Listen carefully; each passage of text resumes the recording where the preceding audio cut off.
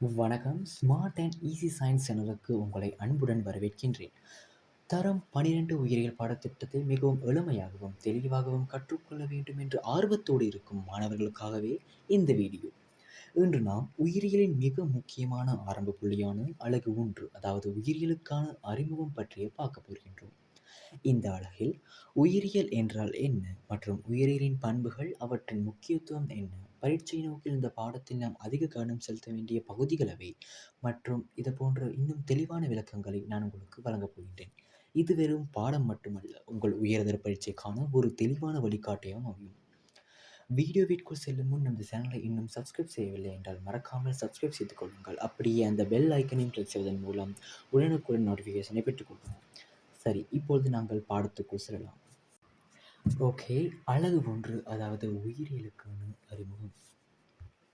அதாவது உயிரியல் என்பது ஒரு விஞ்ஞானமாகும். உயிரியல் என்பது உயிர் வாழும் அங்கங்களை பற்றிய கட்டளை மையப்படுத்திய ஒரு விஞ்ஞானம் என்று சொல்லலாம். ஓகே. பயோ என்பது உயிர், லோக்கஸ் என்பது இயல். ஸோ பயோ, லோக்கஸ், ஸோ உயிரியல் என்ன நம்ம இதை சொல்லலாம். ஸோ உயிரினம் என்னங்கிறவனை சுலமாக நம்ம வரையறுத்து விட முடியாது. இது பார்த்தீங்கன்னு சொன்னால் ரசாயனம் மற்றும் பௌதிக விதிகளை தாண்டிய ஒரு விசேட ஒன்றாகும். உதாரணத்துக்கு எந்த ஒரு இது எடுத்தாலும், உங்களுக்கு எந்த ஒரு ஃபார்முலா எடுத்தாலும், எந்த ஒரு ஸ்கிரிப்ட் எடுத்தாலும், எந்த ஒரு விடயம் எடுத்தாலும், அதுக்கான வரைவிலக்கணத்தை நம்ம ரசாயன ரீதியாக பார்ப்போம். இல்லைன்னா ஒரு பௌதிக விதிகள் அப்படி இப்படின்னு சொல்லி நம்ம அதற்கான வரைவிலக்கணத்தை நம்ம உற்பத்தி செஞ்சு இல்லை ஏதோ ஒன்று செய்வோம்.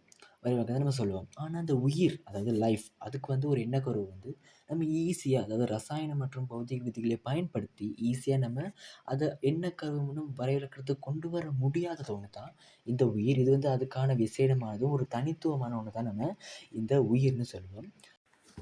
சரி, அது பார்த்தீங்கன்னு சொன்னா, இந்த உயிரியல் இந்த பாடம் மிகவும் சிக்கலானது மற்றும் விரிவானதா இருக்கும். ஸோ இந்த உயிரியல் பாடம் சின்னது கிடையாது. இது மிகவும் விரிவானது மற்றும் இது நிறைய பகுதிகள கொண்டனால இது ஒரு சிக்கலான ஒரு பாடமா கருதப்படுது. அப்படியுமே இது நம்ம கற்றதுக்கு இலகுவா இருக்கிறதுக்காக பிரதானமா 3 கிளைகளா அத பிரிப்பாங்க. முதலாவது பார்த்தீங்கன்னு சொன்னா விலங்கியல். அப்படின்னா விலங்கியல் பற்றிய கற்கை. விலங்குகள பத்தி, அதன் நடத்தைகள், அதன் கட்டமைப்பு, அதுமாய்க்க பற்றிய கற்கை நம்ம விலங்கியல்னு சொல்லுவோம். இது இங்கிலீஷ்ல ஜூலஜின்னு சொல்லுவாங்க. ஸோ இது விலங்கியல். அது விலங்கியல் பற்ற கற்கை. அடுத்து பார்த்தீங்கன்னு சொன்னா தாவரவியல். தாவரவியல் அப்படின்றது தாவரங்கள பற்றி கற்கிறது. சிம்பிள் தான்.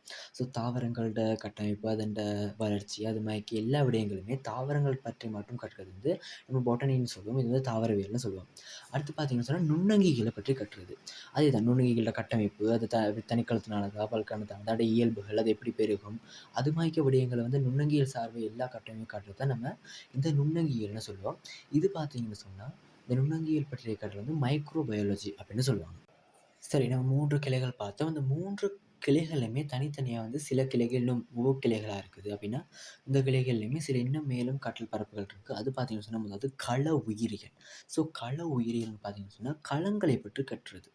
அந்த களங்கள் என்னென்ன இருக்குது, அந்த களங்கள தொழிற்பாடு என்ன, அது எப்படி ஆக்கப்பட்டிருக்கு, அதோட மூலக்கூறுகள், அது மாதிரி களங்கள பற்றி கற்கிறது தான் நம்ம கள உயிரியல்னு சொல்லுவோம். அடுத்து பார்த்தீங்கன்னா இழையவியல். ஸோ அதே மாதிரி தான் சேம். இழையவியல் அப்படின்றது இழையங்கள பற்றி கற்கிறது. அந்த இழையங்கண்ட தொழில்கள், அதன் கட்டமைப்புகள், அதன் சிறப்பியல்புகள், ஒவ்வொரு இழையங்களுக்குடைய வேறுபாடுகள், அது மாதிரி இழையங்களை பற்றி கற்கிறது இழையவியல்னு சொல்லுவோம். அடுத்து பார்த்தீங்கன்னு சொன்னா உடல் அமைப்பியல். ஸோ அதாவது உடல்ட மொத்த கட்டமைப்பு. ஸோ உடல் எப்படி ஆக்கப்பட்டிருக்கு, அந்த உடல் எந்த வகையான இதுக்கு இசைவாக்கம் அமைஞ்சிருக்கு, அதன் என்னென்ன ஸ்பெஷலான அங்கங்கள் காணப்படுது, அது மாதிரி விடயங்கள் நம்ம உடலின் மொத்த கட்டமைப்பில் உடலமைப்பியல சொல்லுவோம். அடுத்து பார்த்தீங்கன்னா உடற்தொழிலியல் அப்படின்னு பார்த்தீங்கன்னா தொழிற்பாடு பற்றிய கற்கள். ஸோ உடல் பார்த்தீங்கன்னு சொன்னால் நிறைய செயற்பாடுகள் செய்கிறதுக்கு இசைவாக்கம் அடைஞ்சிருக்கு. ஸோ இந்த தொழிற்பாடுகள் எப்படி நடக்குது, அது எப்படி எந்த முறையில் அது நடக்குது, அது மாய்க்க எந்தெந்த மூலக்கூறுகள் பயன்படுத்தப்படுது, அதுக்கான சிஸ்டம், அது எப்படி உடலுக்குள்ள ஒரு முறையான ஏபாகத்தோட செயற்படுது, அது மாய்க்கிறத நம்ம உடற்தொழிலில் பயன்படுவோம். அடுத்து பார்த்தீங்கன்னா உயிர் ரசாயனம். உங்களுக்கு தெரியும், நீங்கள் தரம் 10ல் முதலாம் பாடத்துலேருந்து உயிர் ரசாயன அடிப்படைன்னு சொல்லி பாடப்பட்டிருப்பீங்க. அதில் உயிரியல் மூலக்கூறுகள். ஸோ உயிரியல் மூலக்கூறுகள்னா பிரதானமாக நான் படிச்சிருப்பீங்க. ஏன்னா உடல் ஆக்கப்பட்டிருக்க பிரதான மூலக்கூறுகள். ஸோ அதை பற்றி கற்கிறது தான் நம்ம உயிரியல் மூலக்கூறுகள்னு சொல்லுவோம். அடுத்து பிறப்புரிமையியல். அது தலைமுறை உரிமை. கிரேட் 10ல் கிளாஸ் பாடமாக இருக்கும். அதாவது அடுத்த பரம்பரையில் அதுக்கான ஜென்ரேஷன் மாறுபடுறது, அந்த இயல்புகள் கடத்தப்படுறது, பரம்பரைகளுக்கு தொழில்நுட்பம் பயன்படுத்தப்படுறது, அது மாதிரி நம்ம பிறப்புரிமையியல் நம்ம படிக்க போகிறோம்.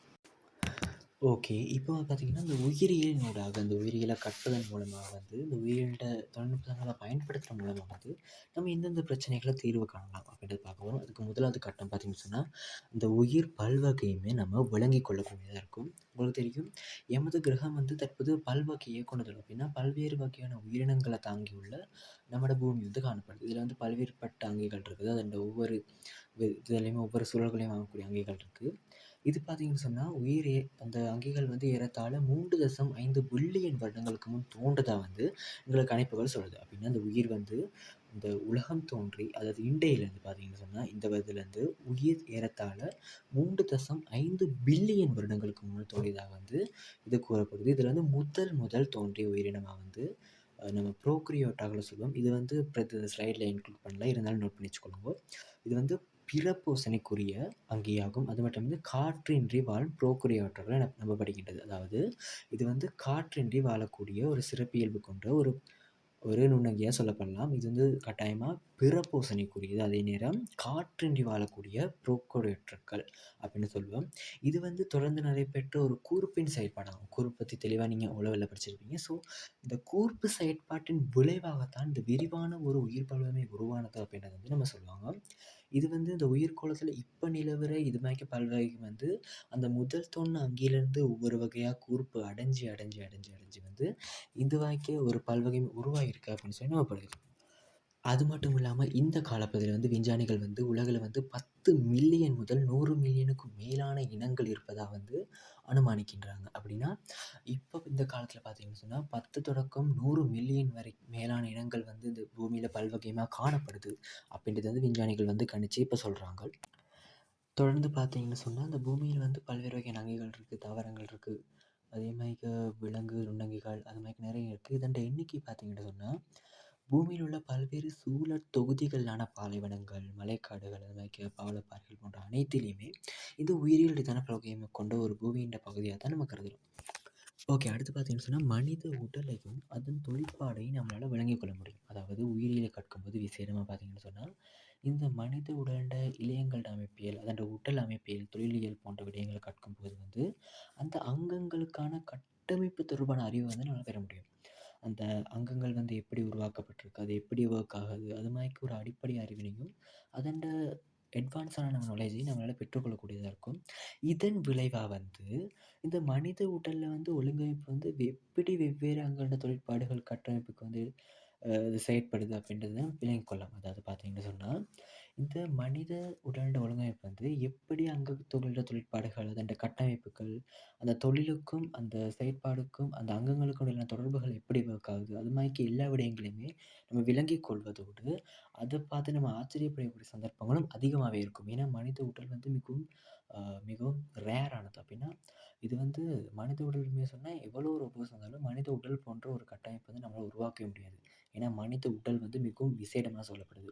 ஸோ இது பார்த்தீங்கன்னு சொன்னா, இது மூலமா நம்ம கட்டமைப்பு அந்த தொழில்ட தொடர்பு விளங்கிக் கொள்வதோடு, இதை எப்படி நம்ம இன்னும் வலுப்படுத்தலாம் அப்படின்ற அறிவையும் நம்மளால பெற்றுக்கொள்ள முடியும்.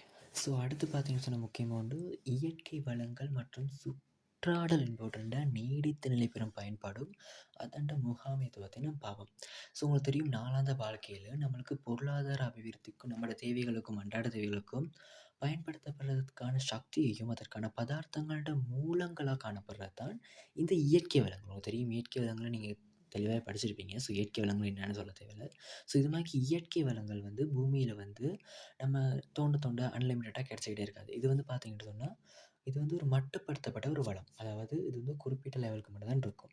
இது வந்து மனிதன்ட குடித்தொகை வளர்ச்சி விகிதம் மிகவும் அதிகமா இருக்கிறது காரணத்தை கொண்டு வந்து, இந்த இயற்கை வளங்கள் வந்து அதிக பாவனை ஏற்படுது. அப்படின்னு சொன்னா, இந்த குடித்தொகை மிகவும் அதிகரிக்கிறனால, இந்த வளங்கள் வந்து மிகவும் அதீதமா அப்படின்னா மிகவும் அ நிறையமாகி பயன்படுத்தப்படுது. ஸோ இது மாரிக்கு அதிக பயன்பாடுனால வந்து, அதோட அளவு வந்து மிகவும் குறைவடையுது. அதுக்கு போக போக போக இயற்கை வளங்கள் வந்து வெறுமையாகறதுக்கான சந்தர்ப்பங்கள் கூட ஏற்படுத்தக்கூடிய ஒரு அச்சுறுத்தல் வந்து இந்த அதீத நுகர்வு வந்து காட்டுது. இது மாதிரிக்கு மிகை சொன்னால் வந்து நம்ம நெறைய சுற்றாடல் பிரச்சனைகள கண்டுபிடிக்க வேண்டும். அது பார்த்தீங்கன்னு சொன்னா விளைவுகள வந்து நம்ம சுற்றாடல் மாசடைதல சொல்லலாம். உங்களுக்கு தெரியும் இது மாரிக்கு சுரங்கங்கள் தோண்டுறதுக்கு உதாரணத்துக்கு காரியம் எடுத்துக்கிட்டீங்கன்னு சொன்னா, அது ஒரு இயற்கை வளம். ஸோ இது மாரிக்கு சுரங்கள் அது மாதிரி இந்த சுரங்கம் தோண்டும்போது வந்து நம்ம அதிக மிஷின் பயன்படுத்துவோம். அது மாதிரி சந்தர்ப்பங்கள்ல வந்து இது வந்து சுற்றாடலுக்கு பலவிதமான மாசுகளை ஏற்படுத்தலாம். இது மட்டும் இல்ல உதாரணம், இது மாதிரி நெறைய இருக்கு. ஸோ இயற்கை வளம் ஒவ்வொன்றையும் சுவட்டு எரிபொருள்கள் இயற்கை வளம் தான். இது மாதிரி ஒவ்வொன்றையும் எடுக்கும்போது நம்ம சுற்றாடலுக்கு நிறையவே மாசடை செஞ்சிருக்கோம். உங்களுக்கு தெரியும் இந்த சுற்றாடல் மாசடை வந்து நமக்கு மிகப்பெரிய எதிரில தரும். சுற்றாடல் நம்ம எவ்வளவுக்கு எவ்வளவு நம்ம மாசடை வைக்கிறோமோ, எவ்வளவுக்கு இயற்கைக்கு எதிரியா செயல்படுறோமோ, அதுக்கான பின்விளைவு நம்மளுக்கு மிகவும் அதிகமாவே இருக்கும். ஸோ இந்த சுற்றாடல் மாசடைதல் வந்து நம்மளுக்கு மிகப்பெரிய ஏற்படக்கூடிய ஒரு ஒரு பயங்கரமான விளைவா இருக்கும். ஸோ அடுத்து பார்த்தீங்கன்னு சொன்னா, உயிர் பல்வகையினுடைய இழப்பு. இது மாதிரிக்க சுவட்டு எரிபொருள்கள், காரியம் இது மாதிரிக்கு பல்வேறு தேவையான பல்வேறு வகையான நிறைய வகையான இது மாதிரிக்கு இயற்கை வளங்கள வந்து மிகை சொன்னலா வந்து உயிர் பல்வகைமை கூட இழக்கக்கூடிய வாய்ப்பு இருக்குது. உங்களுக்கு தெரியும் சூழல் சமநிலை. நான் முதலே விஷயம் என்ன சொன்னேன், இந்த உயிர்க்கோளத்தில வந்து உயிரற்ற இருக்கும். அது உயிரற்ற உலகிற்கும், உயிருள்ள உலகிற்கும் வந்து ஒரு இயக்கத்துக்குரிய ஒரு தொடர்பு காணப்படும். இது வந்து உயிர்க்கோளத்தின் தொடர்ச்சியான மற்றும் சமநிலையான நிலவுக்கு வந்து இது மிகவும் பங்களிப்பு செய்யக்கூடியதா ஒன்று இருக்கும். அப்படின்னு பார்த்தீங்கன்னு சொன்னா, இந்த புவியில வந்து உயிர் உள்ளதுக்கும் அப்படின்னா உயிர் உள்ளதுக்கும், உயிரற்றதுக்கும் ஒரு சிறப்பான தொடர்பு இருக்கும். இந்த தொடர்புனால தான் இந்த சூழலியல் வந்து சமநிலையாகவும், தொடர்ச்சியாகவும், நீண்ட கால நிலுவையை நோக்கி ஒரு தனித்துவமான வகிபாகத்த கொண்டு போய்க்கிட்டு இருக்கு. ஸோ இது மாதிரிக்கு இந்த உயிர் பலவுமே இழப்பு காரணமாக இது மாதிரி மகேஷ் சொன்னால் வந்து நிறைய வளங்கள் இல்லாம போகும். நிறைய பிரச்சனைகள் ஏற்படும்.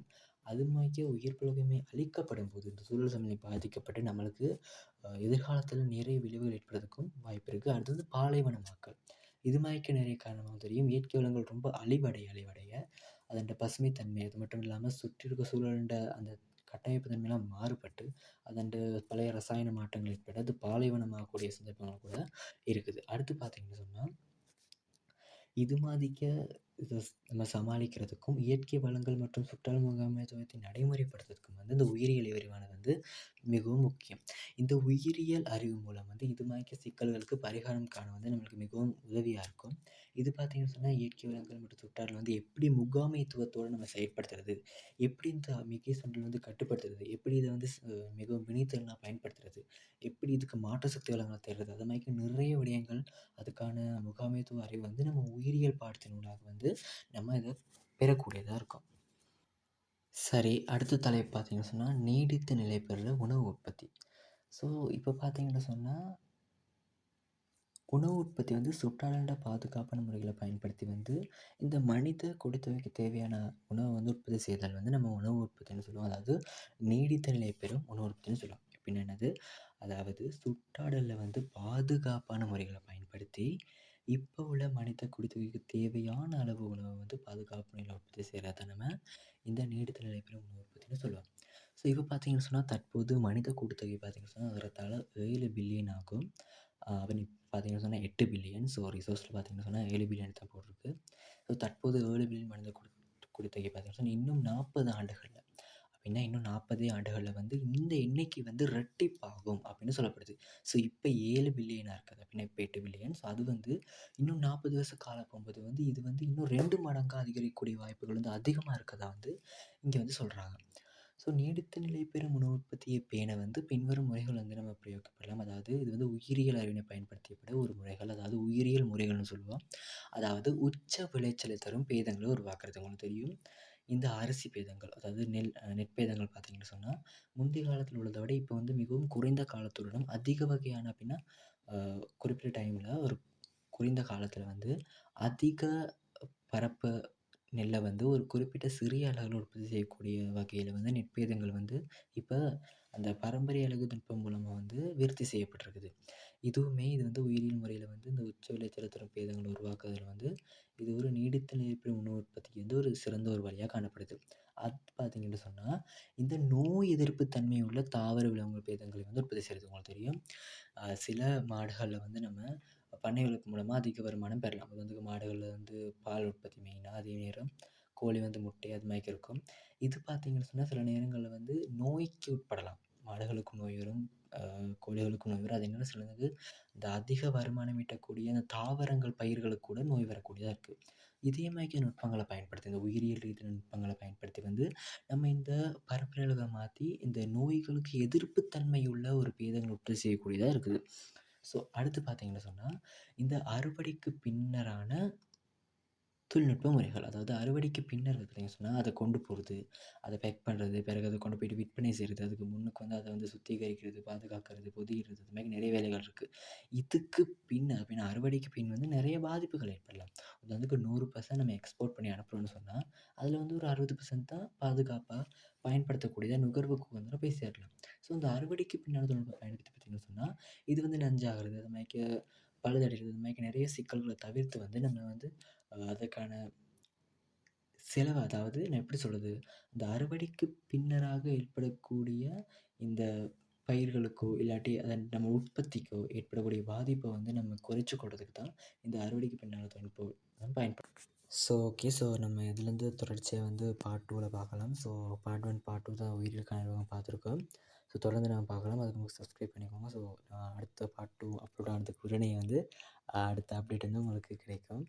Okay. Thank you. Sea you in next video.